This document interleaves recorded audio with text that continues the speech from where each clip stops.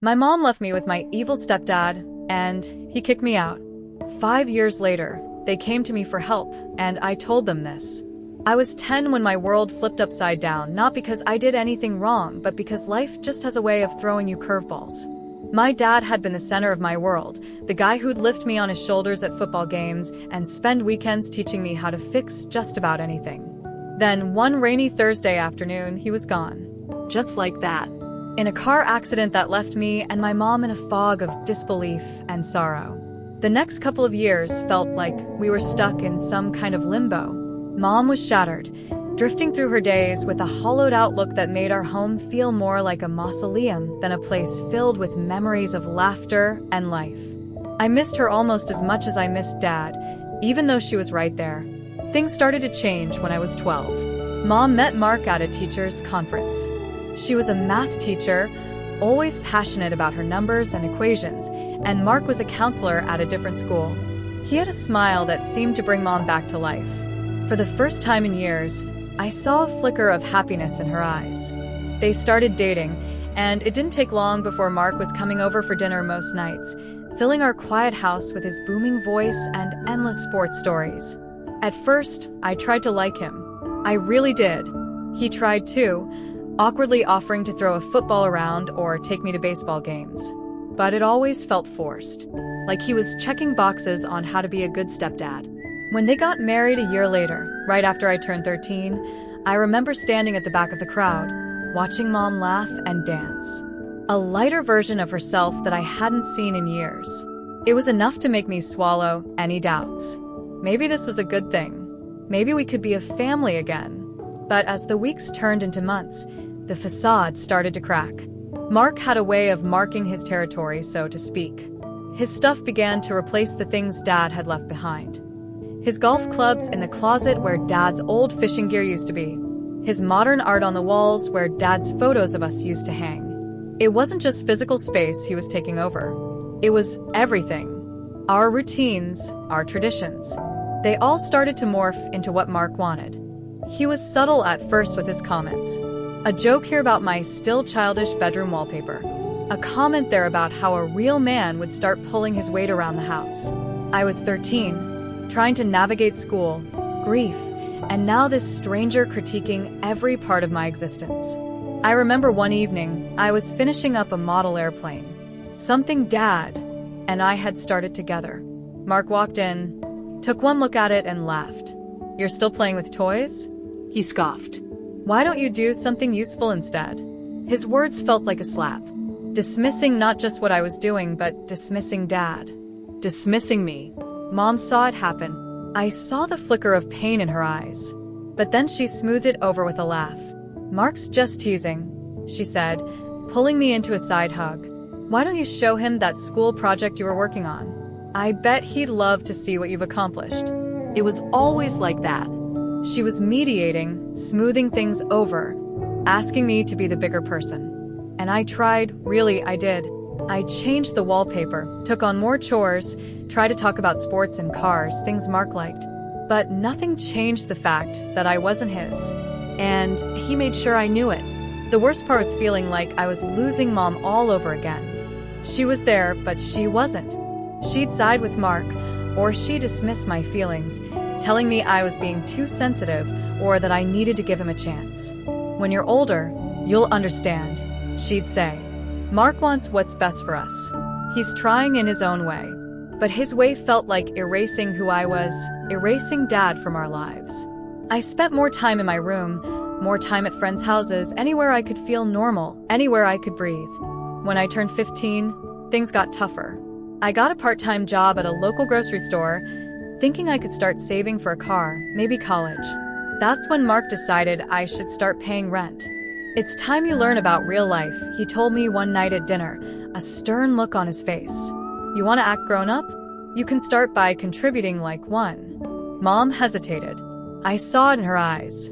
But then she nodded. "It might be good for you," she said. "Teach you some responsibility." So there went half my paycheck into Mark's hands every month. It wasn't just the money. It was the principle. It was the feeling of being pushed out, slowly but surely. The day Mom told me about her job opportunity in Europe, I felt a mix of pride and sheer panic. 6 months. 6 months with Mark, without her. She was so excited, so hopeful. I didn't want to burst her bubble, didn't want to be the reason her spark faded again. But living with Mark without her there as a buffer, I was terrified. I told her about some of the things he'd done, the comments, the way he'd make me feel small. "He's just strict," she said, brushing off my fears. "You'll see. It'll be good for both of you. You'll find a way to get along." I knew better. I knew there was no getting along with someone who didn't want me there in the first place. But I nodded, kept my objections to myself, and helped her pack. When we drove her to the airport, I felt like I was watching my last lifeline disappear into the clouds. The ride back home was silent, heavy. Mark's hand on my shoulder wasn't comforting. It was a reminder of the weight about to press down on me. "Things are going to change," he said, his voice low, almost a whisper. And I knew they would, just not in the way Mom hoped they would. With Mom gone, the house felt different, colder, emptier. Mark's presence loomed larger, without her there to soften his sharp edges. I remember thinking that first night, staring at the ceiling in my room, that it was going to be a long 6 months. I wasn't wrong. Mark wasted no time establishing his new rules. The morning after Mom left, he laid them out at breakfast, a list he must have been preparing for weeks. Curfews were stricter, chores were doubled, and any minor slip-up was met with a disproportionate amount of criticism. The worst part? He decided that my time on the computer or phone would be limited, only an hour a day, because he believed technology was making me lazy. It wasn't just about control. It was as if he was trying to reshape me into someone else, someone more to his liking, quiet, submissive, invisible. Any attempt I made to argue or explain was quickly shut down with a harsh, "My house, my rules." One evening, I was finishing up my homework in the living room, math, my worst subject. Mark was watching a football game, yelling at the TV as his team fumbled yet again. I tried to focus on the equations in front of me, but the noise was too much. "Can you maybe turn it down a bit?" I asked, my voice hesitant. It was a simple request, one I hoped he'd understand given the stack of books around me. He turned to me, his face twisted in annoyance. "This is the only time I get to relax. You can go study in your room." My lamp broke. "I don't have enough light in there," I replied, trying to keep my voice steady. Mark scoffed, turning back to the game. "Sounds like a you problem. Be more careful next time." But it wasn't that I had been careless. He knew that. The lamp was one of the many things that had mysteriously stopped working or gone missing since he'd started ruling the house with his iron fist. It was his passive-aggressive way of telling me that even my space wasn't mine anymore. As the days turned into weeks, the house felt smaller, the air thicker. I spent more time out, staying late at school, hanging out at the library, anywhere but home. It wasn't a solution, but it was a temporary escape from the constant tension. Then came the incident with my bike. It was an old thing, a hand-me-down from my dad, but it was mine and it was freedom. One Saturday, I planned to meet a couple of friends at the park. I went to the shed to get my bike, only to find it wasn't there. Panicked, I searched around before confronting Mark, who was in the garage, tinkering with his car. "Do you know where my bike is?" I asked, my heart pounding. "Oh, that old thing?" He didn't even bother looking up. "I gave it away." "You're too old for that junk." "It was taking up space." "You gave it away?" My voice cracked. "It was mine. You can't just give away my stuff." Mark finally looked at me, his expression cold and unyielding. "I can, and I did. You need to grow up and stop clinging to your childish things. Besides, it's my garage. I decide what stays and what goes." I remember feeling so powerless, so small. That bike wasn't just a bike. It was one of the last pieces of my dad. I had left, but arguing with Mark was futile. He'd made that clear. So I walked away, fists clenched, the loss of the bike feeling like another link to my dad severed. My friends were sympathetic when I told them what happened. They tried to cheer me up, but the damage was done. It wasn't just about the bike. It was about every little thing that Mark did to erase my presence, my past, my identity. School became my only solace, and even that was becoming difficult. My grades, once decent, began to slip. Teachers noticed, asked questions, but what could I tell them? That my stepdad was a tyrant? That I was miserable? I kept to myself, mumbled something about being tired, and promised to try harder. The situation at home reached a boiling point one evening over something trivial: dinner. Mark had decided to cook, something he rarely did, and he expected gratitude and praise for his efforts. The meal was fine, but I wasn't in the mood to play the part of the grateful son. I was quiet, ate without comment, and that set him off. "You ungrateful little brat," he hissed as he cleared the dishes. "I go out of my way to make a nice dinner, and you can't even muster a thank you?" I looked up, surprised by his anger over such a small thing. "It was good," I said, trying to keep the peace. "Thank you." But it was too late. He was already ranting about respect, about how kids these days have no appreciation for what they're given. "I'm not asking for much, just a little respect," he went on, his voice rising with every word. "But you're just like your father, selfish, ungrateful. You think the world owes you something." The mention of my dad was a low blow, and it hit hard. Tears stung my eyes, but I fought them back. "Don't talk about my dad," I managed to say, my voice steady despite the turmoil inside. Mark sneered. Why? "Can't handle the truth?" "I'm going to my room," I said, standing up. I needed to get away, to breathe. "Yeah, run away. That's what you're good at," he called after me as I walked away. That night, lying in the dark of my room, I realized that this wasn't going to get better. Not in a week, not in 6 months. Mark had made this home a battlefield, and I was always going to be the enemy. The weeks that followed were a relentless grind. Every day felt like a marathon, a test of endurance. Mark's mood swings were unpredictable. One moment he was eerily calm, and the next, he was a storm of anger over the smallest things. Living with him was like walking through a minefield. You never knew what would set him off. One of the new rules Mark instituted was a check-in system. I had to text him the moment school ended, the second I left work, and right when I was on my way home. If I missed a check-in, or if I was late by even a few minutes, there would be hell to pay. He said it was about safety, about being responsible, but I knew better. It was about control. My job at the grocery store became my escape. A few hours each day, where I didn't have to think about home. My manager, Mr. Jensen, noticed the long hours I was putting in and started giving me more responsibilities. "You're a hard worker, Tom," he'd say, clapping me on the back. "Reliable. That's rare these days."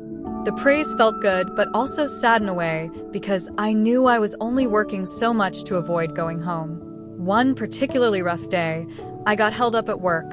A late delivery threw everything off schedule, and I missed my check-in time with Mark by 15 minutes. I realized it as I was rushing out the door, my phone buzzing with missed calls and texts. "Where are you? Are you ignoring me? Call me now." The messages escalated in anger, and a knot of anxiety tightened in my stomach. I called him, the phone shaking in my hand. "Where the hell have you been?" Mark's voice was a mix of fury and ice. "I'm sorry, there was a delay at work. I couldn't." Excuses, he cut me off. "You have responsibilities, Tom. You think the world stops because you're busy? You're supposed to be home an hour ago." "I know. I'm sorry. It won't happen again," I stammered, the familiar feeling of dread settling in. "It better not," he snapped and hung up. The ride home was a blur of streetlights and shadows, my mind racing with what awaited me. When I got home, Mark was waiting in the living room, his expression stormy. "Sit down," he ordered, pointing to the couch. "We're going to have a talk about respect and responsibility." He grabbed a box of my things, old photos, my dad's watch, some school mementos, and threatened to throw them out. I pleaded with him to stop, and in the struggle, the box fell, and its contents scattered across the floor. As I scrambled to pick up my belongings, Mark towered over me. "This ends now," he growled. "I want you out of my house by tomorrow, or I'll throw you out myself." That was the last straw. I realized I couldn't take it anymore. Once Mark went to bed, I packed a bag with essentials and left in the middle of the night. I crashed at my best friend's place for a few days before finding a small room to rent with my savings from my part-time job. I didn't tell my mom immediately because I didn't want to worry her or jeopardize her job opportunity. I figured I'd explain everything when she got back. I blocked Mark's number because he kept sending me threatening messages, saying he'd call the police and report me as a runaway if I didn't come back. It's been a month now, and I'm managing on my own. It's not easy. I'm working extra hours to cover rent and basic necessities while trying to keep up with school.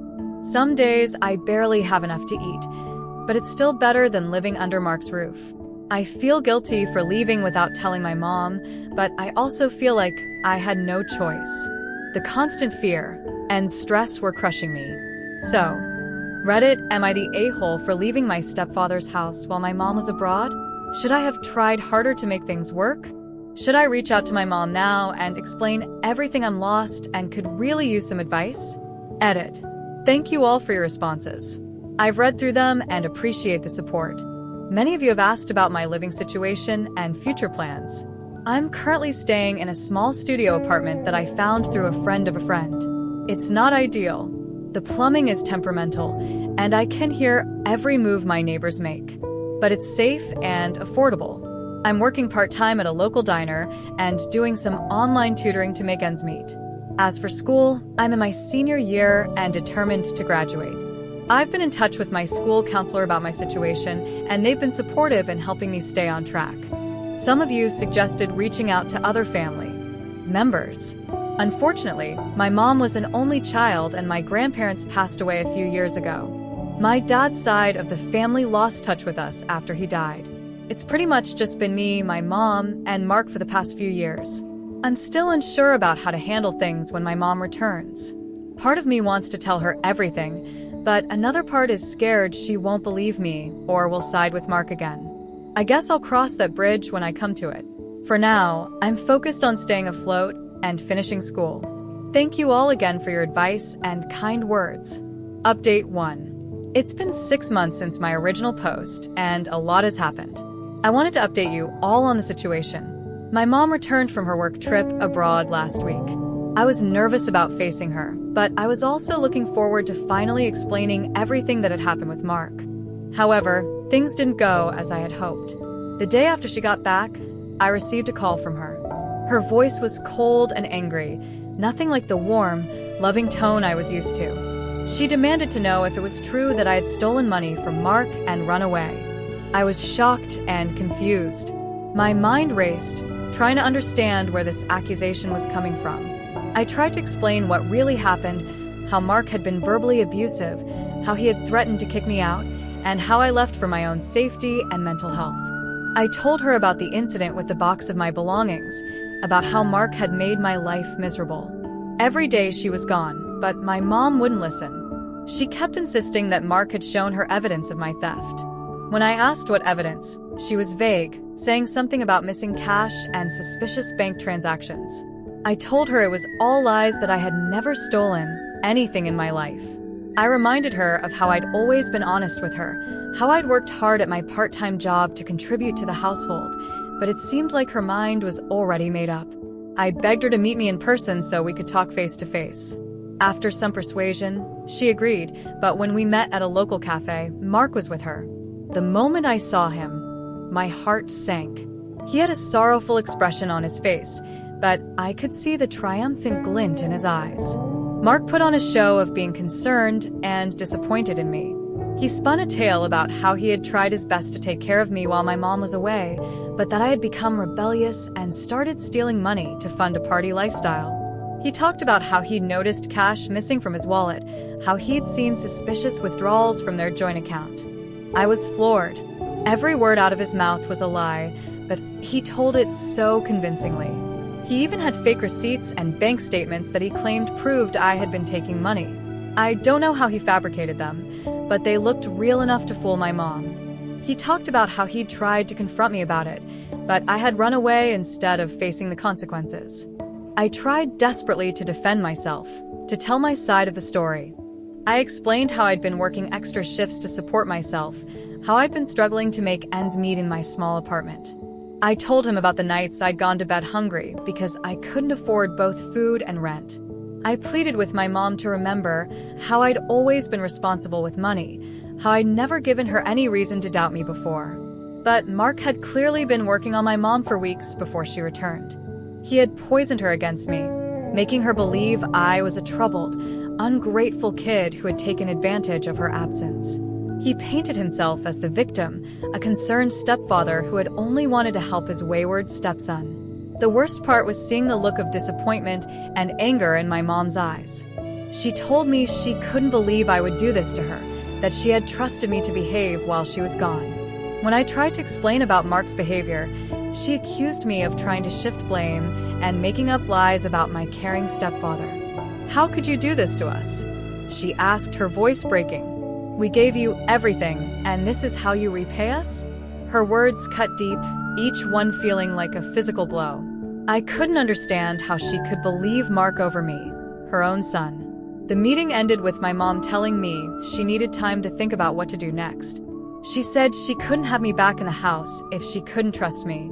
As they left the cafe, I saw Mark put his arm around my mom's shoulders, comforting her. The sight made me feel sick. Over the next few days, I tried repeatedly to reach out to my mom to get her to listen to me without Mark's influence, but she either ignored my calls or replied with short, cold messages telling me to stop lying and take responsibility for my actions. I was desperate. I reached out to a few of my mom's friends, hoping they might be able to talk some sense into her, but it seemed Mark had gotten to them, too.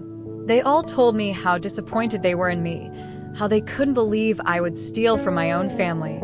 Eventually, my mom sent me a long text message saying she had decided it was best if I didn't come back home.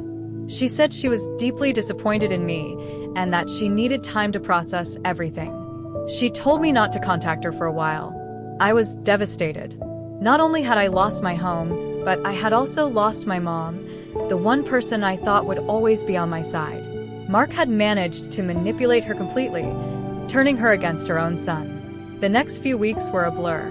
I threw myself into work and school, trying to keep my mind off the gaping hole in my life, where my family used to be. I had trouble sleeping often, lying awake at night, replaying the conversations in my head, wondering what I could have said differently to make my mom believe me. My grades started to slip again, and I was at risk of not graduate. It took a concerned teacher pulling me aside to snap me out of my funk. She noticed the changes in me and asked what was wrong. After some hesitation, I told her everything. To my surprise, she believed me. She helped me get in touch with a school counselor and a social worker who could provide me with resources and support. With their help, I was able to get back on track with my studies and even secure some additional financial aid to help with my living expenses. Now I'm trying to figure out my next steps. I'm still in my small apartment, working as much as I can to support myself. I've reached out to a few trusted teachers at school who have been supportive and are helping me navigate finishing high school as an independent student. I'm hurt, angry, and scared about the future. The betrayal by my mom stings deeply, and there are days when the loneliness feels overwhelming. But I'm also determined to prove Mark wrong and show my mom the truth someday. I don't know if our relationship will ever be the same, but I haven't given up hope entirely for now. I'm focusing on graduating high school and planning for college. It won't be easy, but I'm determined to build a better life for myself, with or without my family's support. Thank you all for your support on my original post. If anyone has advice on how to move forward from here, I'd really appreciate it. How do I heal from this betrayal? How do I build a life for myself when I feel so alone? Any words of wisdom would be welcome. Update to 5 years later. It's been 5 years since my last update, and my life has changed dramatically. I wanted to share what's happened and get some perspective on a recent development. After high school, I threw myself into my studies and work. The pain of losing my family was still raw, but I channeled that hurt into determination. I managed to get a scholarship to a state university majoring in computer science to make ends meet. I juggled multiple part-time jobs working at the university library, doing freelance web design, and even delivering pizzas on weekends. College was challenging, but also liberating. For the first time in years, I felt free from the constant fear and anxiety that had plagued me. Living with Mark, I made friends who became like family to me, and I even started seeing a therapist to work through the trauma of my past. I graduated with honors, landing a job at a promising tech startup right out of college. The work was demanding with long hours and high pressure, but I thrived on the challenge. It felt good to be valued for my skills and work ethic. something I hadn't experienced in a long time. Over the past 3 years, I've worked my way up in the company. I started as a junior developer, but my dedication and innovative ideas caught the attention of the higher-ups. I was promoted to team lead within a year, and recently, I was made lead developer for our main product. Our startup recently secured a huge investment catapulting us into the big leagues of the tech world. With this came a significant salary increase for me, along with stock options that could be worth a substantial amount if the company continues to grow. For the first time in my life, I'm not just financially stable, but comfortable. I bought my first car, moved into a nice apartment, and even started putting money aside for the future. Throughout this time, I had no contact with my mom or Mark. It was hard, especially during holidays and milestones like my college graduation and job promotions. There were nights when I'd lie awake wondering if my mom ever thought about me, if she ever regretted believing Mark over me. But I focused on building a new life for myself and creating a chosen family with close friends and mentors. Last week, out of the blue, I received a call from a number I didn't recognize. When I answered, there was a moment of silence, and then I heard a voice I hadn't heard in 5 years. It was my mom. Her voice sounded tired and desperate, nothing like the confident, loving mom I remembered from my childhood. She told me she and Mark were in financial trouble. Apparently, Mark had made some bad investments, and they were facing foreclosure on their house. The company Mark worked for had gone bankrupt, leaving him unemployed for the past year. They had burned through their savings and were now drowning in debt. My mom apologized for everything that had happened years ago. Her voice cracked as she admitted that she had realized over time that Mark had been manipulating her. She said she regretted not believing me and that the guilt had been eating at her for years. She asked if we could meet to talk things over to try and mend our relationship. I was stunned. For years, I had imagined this moment, my mom realizing the truth, reaching out to reconnect. But now that it was happening, I felt a whirlwind of emotions, hope, anger, sadness, and a lingering sense of betrayal. After a long pause, I agreed to meet her at a cafe, the same one where we had our confrontation 5 years ago. When I arrived, I was surprised to see both my mom and Mark there. My mom looked older and worn down, her hair grayed, and her face lined with worry. Mark seemed to have lost the arrogant air he once had, his shoulders slumped and his eyes downcast. They explained their situation in more detail. They were months behind on their mortgage payments, and the bank was threatening to take their house. Mark had lost his job when his company folded, and despite trying, he hadn't been able to find steady work since. My mom's salary as a teacher wasn't enough to cover their debts and living expenses. As they talked, I noticed the dynamic between them had changed. My mom seemed more assertive, often cutting Mark off or correcting him. Mark, on the other hand, appeared subdued, a far cry from the domineering man I remembered. Then came the real reason for their reaching out. They asked if I could lend them money to help them get back on their feet. They had heard through mutual acquaintances about my success in the tech industry and thought I might be in a position to help. I sat there listening to their plea, feeling a mix of emotions. Part of me felt vindicated. They were finally admitting that Mark had lied and manipulated the situation years ago. But another part of me was angry that they only reached out when they needed something from me. My mom reached across the table, taking my hand in hers. "I know we don't deserve your help," she said, tears in her eyes. "What we did to you is unforgivable, but we're desperate. We have nowhere else to turn," Mark chimed in, his voice lacking the confidence it once had. "I know you have every reason to hate me," he said. "I treated you terribly. I let my jealousy and insecurity poison everything. I'm not asking for forgiveness, but I am truly sorry for what I did." Their apologies stirred up old memories and pain. I thought about the lonely nights in my tiny apartment, struggling to make ends meet.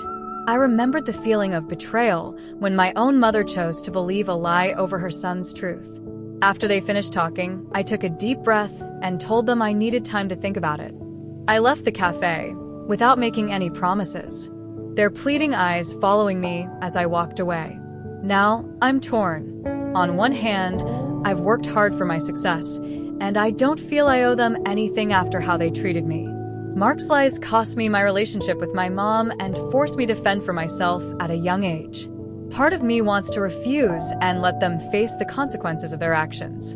On the other hand, despite everything, I still care about my mom. The thought of her being homeless or struggling tugs at my heart.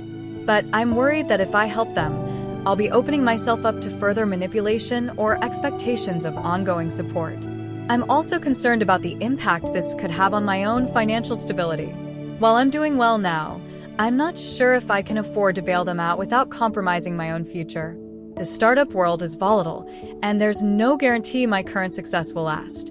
There's also the question of forgiveness. Can I truly move past what happened? Is it possible to rebuild a relationship with my mom after such a profound betrayal? And what about Mark? Well, he apologized. Can I ever trust him or have him in my life again? I've spent the last week mulling over these questions, unable to come to a decision. I've talked it over with my closest friends and even brought it up in a session with my therapist. Everyone has different opinions, but ultimately they all say the same thing. It's my decision to make. Part of me is tempted to help to be the bigger person and extend an olive branch. Maybe this could be the first step in healing old wounds and rebuilding my relationship with my mom. But another part of me is scared of being hurt again, of opening myself up to the pain I've worked so hard to overcome. So Reddit.